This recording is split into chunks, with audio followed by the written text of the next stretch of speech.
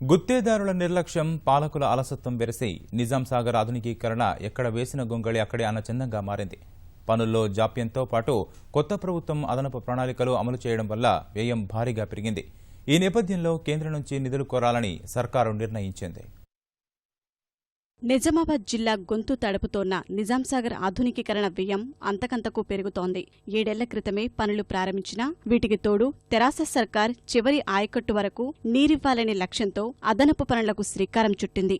ఈ నిర్ణయంతో ఆధునికీకరణ వ్యయం 549 కోట్ల నుంచి 974 కోట్లకు చేరింది.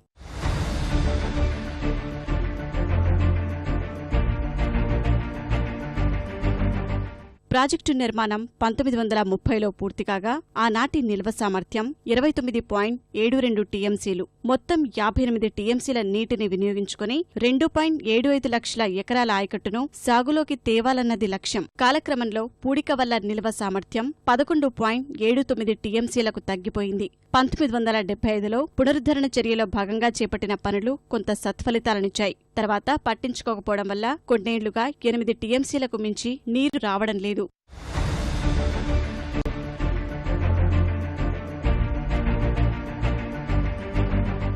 ప్రాజెక్టు ఆధునికీకరణకు గత ప్రభుత్వం 2008లో 549 కోట్లతో అనుమతులు ఇచ్చింది. ప్రధాన కాలువ ప్రారంభం నుంచి 155 కిలోమీటర్ల వరకు 15 విభాగాలుగా విభజించి టెండర్లు ఖరారు చేసి పనులు చేపట్టింది. వీటికే గతేడాది ఫిబ్రవరిలో 743 కోట్లకు సవరణ అనుమతులు ఇవ్వగా ఇప్పటి వరకు 491 కోట్లు ఖర్చు చేశారు. కాలువతో పాటు సరఫరా పనులను చేపట్టాలన్న కొత్త ప్రభుత్వ నిర్ణయం వ్యయాన్ని 974 కోట్లకు చేర్చింది. ఖర్చు ఎంత పెరిగినా మొత్తం ఆయకట్టుకి నీరివ్వడమే లక్ష్యమని సర్కారు స్పష్టం చేస్తోంది.